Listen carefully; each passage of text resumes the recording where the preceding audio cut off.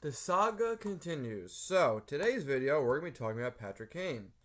This video was inspired by this tweet by Puckpedia and Emily Kaplan's article this morning discussing that she believes that Patrick Kane has asked the Chicago Blackhawks to see if a Rangers deal is still possible.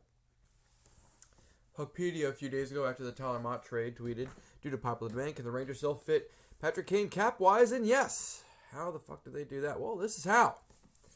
Oh, it's Lent and I already cursed. Dang, I give up cursing for Lent again this year, guys. I'm trying not to. I'm going to work on it. Let's go. You got to wave and demote a player, i.e. Decision. Boo frickety hoo. Would have room for $1.89 million. Acquire Kane at 75%. Move out Kravtsov. And you have money. Seems tight. Like a toiga. I think having... I don't think it's possible. I don't think it's happening. But whatever. It's content. People want to hear about it. People want to talk about it. And as curious as I am about it, and as cool as I think it would be, looking at what it might cost, both in futures and money, we'll get to it. More importantly, let's take a look at Patrick Kane, the player, and how and why he would fit in. These are my favorite stats to use. First and foremost, or first and foreskin, as I like to say. Not really worried about any of this. Really don't care about that. We want to look at the small stats that make the actual difference. So the miscellaneous stats, these are my favorite ones. Hits, for Patrick Kane, not worried about hits. Not worried about blocks. This is what I'm worried about. The giveaways per 60, the takeaways per 60. 2.43 giveaways per 60. On the New York Rangers, oh god, this is going to be bad. It's gonna be, actually, you know what, he wouldn't even, well... He'd be top 5 on the team in giveaways per 60, which is not good considering we give away the puck a lot if this isn't telling enough. We have a lot of giveaways. Do we really want more of them? I don't know.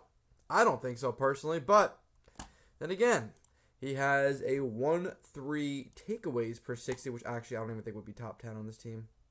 It wouldn't be. It would be 9th. He'd be 9th in takeaways, so take more risks offensively? Possibly. But is it worth it?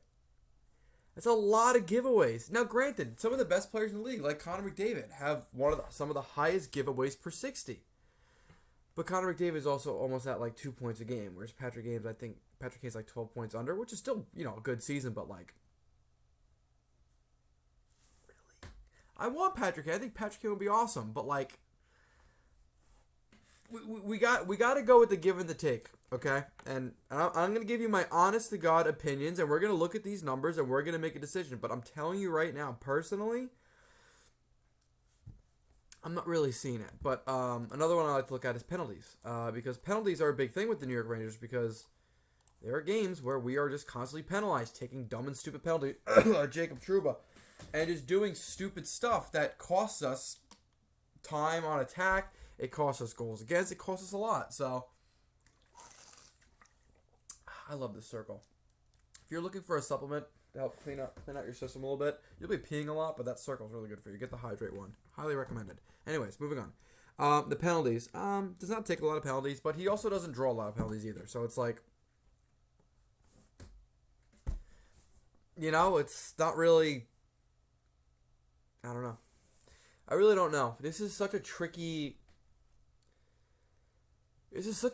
player to work in for the New York Rangers, guys. And I want to hear your opinions. I do. But I'm just telling you there's so many cap gymnastics and so much stuff you have to go through to get this player. I'm not sure it makes sense.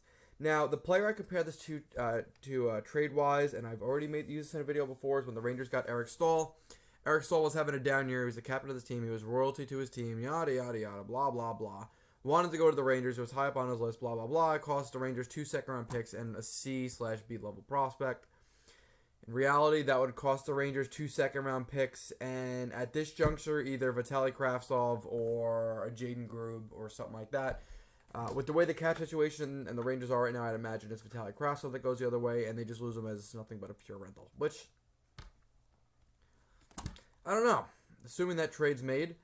Also, no one ever notices the Easter eggs I leave in these cap-friendly pages, and it bothers me. Anyway.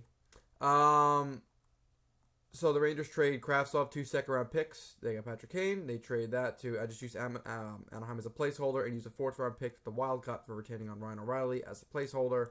So you essentially, for Patrick Kane, you trade Kravtsov, 2 seconds and a fourth for 20 regular season games and hopefully enough playoff games to win you a Stanley Cup. So, is that really... Let's get there. Well, if we win a Stanley Cup, yeah.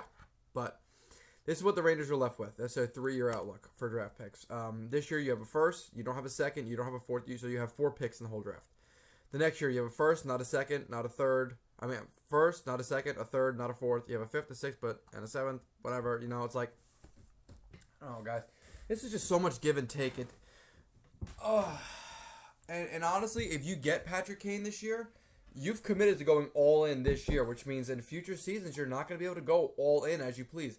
The mistake the Rangers need to avoid is doing what the Rangers freaking Halloween pass have made, or Christmas pass, whatever you want to call it, which is never having any first round picks. So when we started our rebuild, we were eons behind. Listen, I am all for going out and getting good players. I am all for it. But you taint your future and hurt your future by doing that. The Rangers are not in a transitionary period. They're not. They're in it to win it now. But we've got to face the facts. Igor Shesterkin is due for a hefty raise in 2.5 years. We have to pay Laffy this year. We got to pay Miller this year. We got to pay Miller and Cockle the year after that. We got to pay Hedel this year. I don't know. The Rangers are in such a tricky cap situation. I really don't know what comes of it. I don't know what happens. I don't know when it happens.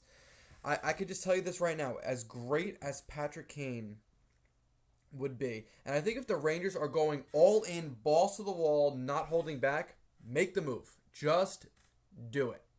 Just do it. Because looking at this lineup, that is horrifying to look at if you're another team. Like, wow, okay, who do we worry about? The Kreider, Zibanejad, Tarasenko line, the Panarin, Trocheck, Patrick Kane line, the Kid line, or the fourth line that's muck and grind and can score. It's a good-ass team. It's a really good team. I keep cursing, dang it. It's a really good team. Scary team. Could do a lot. Would certainly be fun to watch, but there's give and take. There's going to be a lot of offense flying at you coming the other way because of the high giveaways, the high-risk plays, the creativeness. But one thing that I don't think is talked about enough with Patrick Kane, we got a hockey DB. Is his name trending? Thank God. I clicked on the wrong guy. Patty Kane. This right here. Those playoff numbers. The guy scores in the playoffs when he's called upon. So, I don't know. There's a lot to discuss about. Y'all comment in the comment section down below. I'm tired. It's such a tired conversation to have, but it just needs to be had. I don't know, guys. If the Rangers are all in, I say go for it. Just understand the repercussions of... But then again, we're trying to freaking win. I'm like arguing with myself about it. I don't know, guys. I don't know. Because realistically, what other high-octane offensive players are available? We're not getting Timo Meier. That ship has long since sailed. So, I don't know. I don't know what the other options are, guys. I think if the Rangers are all in, make the move. I'm all for it. If we're trying to win and we're committing to this year, just do it. Just do it. Go for it. You guys comment below your thoughts. I'll meet you in the comment section down below. Thank you guys all for the support, the likes, comments, yada yada yada, all that great stuff.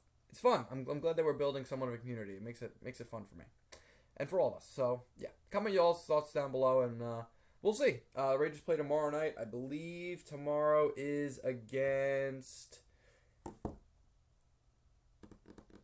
Who do we play tomorrow? Detroit. That'll be an interesting game because Detroit has been playing good hockey as of late. So we'll see how that game goes. You guys comment down below your thoughts on the Patrick Kane situation. Let's go Rangers, and I'll see you on the next one. Peace out.